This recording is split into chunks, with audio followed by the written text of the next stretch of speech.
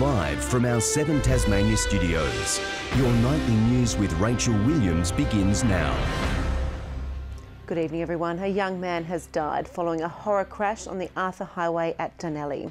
Tasmania police say it's too early to tell exactly what caused the head-on collision, but early indications suggest an 18-year-old driver had veered onto the wrong side of the road before the collision, which claimed the life of her 18-year-old passenger.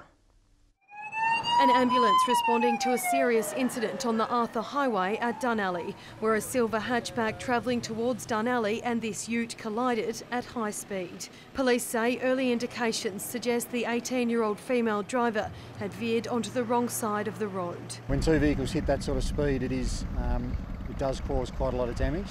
The driver of the vehicle had to be cut from the vehicle due to the amount of damage that was sustained. Sadly, the 18-year-old male passenger of the hatchback died from the impact before authorities arrived. Emergency services worked for more than an hour to free the driver, who was trapped in the vehicle. She was airlifted to the Royal Hobart Hospital in a serious condition. The stretch of road is in a regional area, but off-duty personnel happened to be nearby and assist first on scene. Other bystanders pitched in, doing what they could to help the operation. A large number of people have stopped and rendered assistance, members of the public, which we're grateful for. Police say the driver of the ute walked away from the crash physically unharmed. His passenger was transported to the Royal Hobart Hospital with minor injuries. I believe they're from interstate. There are interstate plates on the vehicle. I'm unsure whether they have moved here or whether they are tourists. The highway, busy with holiday traffic, was blocked off and closed for hours. Some traffic could bypass through a nearby paddock, but still there were significant delays. This is the first fatality on Tasmanian roads this Christmas period, and while it's still too early to tell exactly what caused this crash, authorities are pleading with drivers to remain vigilant of the fatal five. Louise, HEDGER, 7 Tasmania News. Fire crews have halted a blaze burning in thick bushland at Lefroy in the state's northeast. It's still unclear what started the fire, the second to hit the state in a week. Making light work of a fire that could have been much worse. A blackened forest stands after flames tore through bushland near Lefroy around 3 yesterday afternoon. Essentially medium to dense scrub, quite undulating, there were some deep gullies, access was quite difficult. It took nearly 30 firefighters to bring the 50-hectare blaze under control. Today, just a handful remained, mopping up and keeping an eye out for flare-ups. Today it's settled right down. We've got containment lines right around the fire now. We've had 2 dozers working all morning, so we're very happy that we've actually got a fire break right around the fire. It's still not known what sparked the fire. Meanwhile, police have interviewed a 37-year-old man after a drone stopped waterbombing efforts at the Bruny Island bushfire on Christmas Day.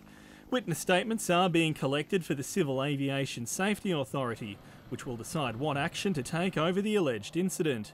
Sean McComish, 7 Tasmania News. Police say they're extremely disappointed after Hoons deliberately left burnout marks at a crash scene in Lower Turners Marsh. An 18-year-old man was airlifted to hospital in a critical condition following the 2-car collision on Pipers River Road on Christmas Day. Today, investigators returned to the scene to find Hoons had sabotaged scene markings. The vehicle in this instance would have been spinning around in circles, and it would have definitely been presenting a serious risk to other drivers approaching from both directions. Police want to speak with the driver of a dark blue Holden Commodore. Anyone with information is urged to contact Crime Stoppers. And as the Super Maxis battle it out for line honours, one Tasmanian yacht is punching well above its weight in the iconic race. Our sports reporter Tom Cooper is at Constitution Dock. Tom, what can you tell us? Well, good evening, Rach. I can tell you that the Sydney Hobart buzz is definitely alive and well down here on the waterfront, and that the crew aboard Tasmanian yacht Alive are having the race of their life at the moment. Now, the Canton Keeler is currently in 5th position, around 30 nautical miles behind the 4 Super Maxis. It's not a Super Maxi by any means. It's a 66-footer. as against 100-footers. So, but it's doing exceptionally well. Now, Alive's owner Philip Turner and skipper Duncan Hine are both members of the DERWENT sailing squadron, and if the yacht can maintain its pace, it would mark one of the best results from a Tasmanian crew in the race's long and rich history. But as we've heard earlier, however, the Line Honours winner is expected here in the River Derwent around midday tomorrow and is set to be greeted by a few keen onlookers. There'll be thousands of people down there. It's a wonderful place to be in. It's the sailing city of Australia at the moment. So, Rach, we are definitely in for a very busy couple of days ahead, and I will see you for more of the day's sporting news a bit later in the bulletin. Tasmanians looking to enjoy a drink this New Year's Eve have been told to leave the car at home. Metro says extra buses will hit the roads late into the night, and police warn they won't tolerate drivers who are drinking or taking drugs. Empty now, but come New Year's Eve, it's hoped these seats will be filled. With thousands expected to bring in 2019 at events like the Taste of Tasmania and Beerfest, police want revellers to take the bus, rather than become another statistic. In my career in Tasmania Police, I unfortunately have had to attend serious crashes over the Christmas period. The key thing about that is there's always the memories for the family and the people involved. Once again, extra buses will hit the streets, with services running from 6 p.m. until 2:30 a.m. in Hobart and until 1:30 a.m. in Launceston and Burnie. So the services will be running right throughout the evening. There'll be waves of services supporting the family-orientated events earlier in the evening, and obviously then the big festivities at midnight. More than 4,000 people hopped on last year. MAIB Night Rider is convenient, cheap and safe. It's just $2, and for $2 you can get yourself home safely and make sure you don't injure others on the road. Metro says the message is simple. Make Metro your designated driver on New Year's Eve. For more information about the services, head to the Metro website. Sean McComish, 7 Tasmania News. Hobart's waterfront is buzzing with activity as stall holders and organisers put the finishing touches on the Taste of Tasmania. This year is seeing another revamp of the festival for its 30th anniversary. But one popular feature, Kids in the Park, has been disbanded. Stallholders in the final stretch of the setup for one of Tasmania's biggest food and beverage festivals. We've got to get flags up, power on, flush all the lines out of beer, get all our stock down, get everything cold. A line of vehicles delivering crucial supplies today to 114 outlets spread across the waterfront. Bruny Island Cheese and Beer Company is just one of those readying to deal with a crowd of up to 250,000 people. We've got a truck waiting to unload at the moment. I think there's 6 pallets of beer on that. There's, I don't know, several hundred kilos of cheese. You know, we'll go through somewhere between 2,000 and 3,000 cheese platters in the next week. Rolling out the rainbow carpet today, the 30th anniversary of the festival, marking a special celebration. What we're doing is creating a giant wonderland for people, but we also have a lot of new initiatives this year. We have the SMEG Culinary Kitchen. We've got 29 events on sale. Matt Breen from acclaimed restaurant Templo is one of the big names taking over the culinary kitchen, sharing his love of food. It's exactly what it's about for me. I spent a lot of time in Italy, and over there, food for them is just a way of life. So it's good to be able to share knowledge and explain things to people and teach them how I cook. For this year's festival, Parliament lawns will no longer be dedicated to the Kids in the Park section. More food and alcohol stalls are taking over this area, while family and children's activities are being spread across the festival site. Parliament Lawns is going to be even more vibrant. We still have children and family elements in there. We have the Twilight Cinema Daily, which has always been a really big feature of the Taste of Tasmania. Gates open tomorrow at 11 a.m. Michael Breen, 7 Tasmania News. And the Falls Festival is almost underway, with the gates opening in just 2 days' time. Around 13,000 partygoers are expected at this year's event, and police are ramping up their presence to stamp out any bad behaviour. Trucks packed to the rafters, music gear being transported in for this year's Falls Festival. Organisers preparing for a bumper event now in its 16th year. We've got an exciting lineup this year, tons of great international artists and huge Australian acts. More than 13,000 people are expected to come through the gates and take in all the event's got to offer, including this new cocktail bar. It was originally years ago the a bus that took patrons from the Falls Festival down to the beach and back. Following incidents of sexual assaults from previous years, security is being ramped up to keep patrons safe, with extra personnel and cameras installed. If that's the type of person they are, they're not really welcome here. Behind the scenes, St John's ambulance crews are busy preparing to provide medical and first aid services on the site. This year we've implemented the No Judgment program, which basically asks people if you've taken a substance or you've drank too much or, taken any drugs to let us know so we can best care for you. As well as those medical staff working here in the tent, there will again be roving party safe crews. Just to make sure that they're safe and keep an eye on the crowds to make sure that they're doing the right things and we're encouraging them to do the right things. The weather is expected to be in the mid-20s throughout the event, so everyone's reminded to pack sun protection. Louise, HEDGER, 7 Tasmania News.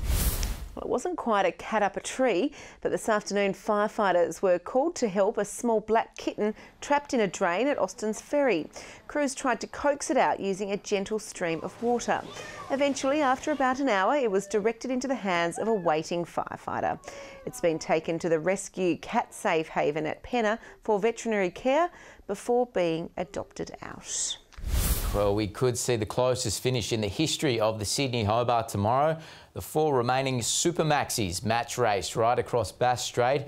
Positions can change any minute, but Comanche has stayed just ahead of Blackjack, Wild Oats 11 and Infotrack. They're expected to enter the River Derwent together, with all set to finish sometime between midday and 1 p.m. tomorrow. The Christmas carnivals continue tonight in Launceston, with a Tasmanian fan favourite hoping to back up her victory in last night's Westbury Criterium. Tom Johnson is at the Silverdome and joins us now live. Tom, what would a win mean for George Baker tonight? Oh, Tom, wouldn't it just put the icing on the cake for a fantastic 2018 for Georgia? She's had a sensational stint over in Europe and, as you mentioned just a minute ago, last night a great win at Westbury in the Criterium. A short time ago we caught up with Georgia and had a bit of a chat about how she went in Europe and also how she's feeling tonight in front of a home Launceston crowd.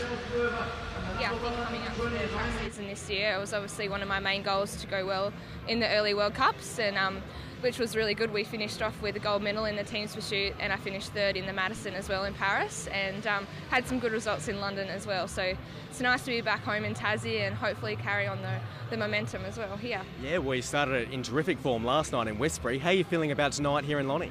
Yeah, it's good. Like, this is my home carnival, and this is like my favourite carnival out of all of them. The crowd here is awesome, and it's just a great opportunity for me to race in front of my friends and family as well.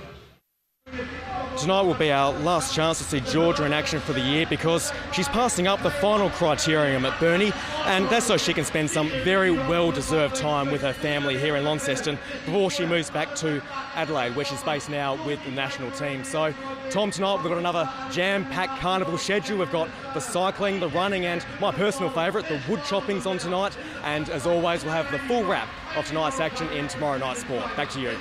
Thanks for that, Tom. Enjoy the night and the wood chopping, apparently. Following the perfect start to their Big Bash campaign, the Hobart Hurricanes have named an unchanged lineup for tomorrow night's home clash against a side that's also unbeaten and boasting one of the strongest batting orders in the competition.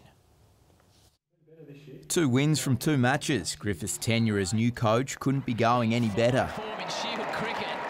We've seen by the results that no matter what's happening in the game or with the opposition, that we stick to what we want to do really well, and it seems to be working for us pretty well at the moment. But the Canes haven't had it all their way, with international Tamal Mills set to return home to the UK in the coming days after sustaining a tournament-ending hamstring injury during a pre-season practice match. It's a hard blow for him. He was actually looking pretty good this year. He was in good shape, and he actually bowled pretty well in those practice matches. So, I feel sorry for him in a way that he wanted to show people what he could actually do. The search is now on for another international to replace the paceman as the side looks to continue its winning ways against fellow ladder leaders, the Sydney Thunder. And Griffith knows his attack will have to be on song to curb the damage of the informed Joss Butler, Shane Watson and Joe Root.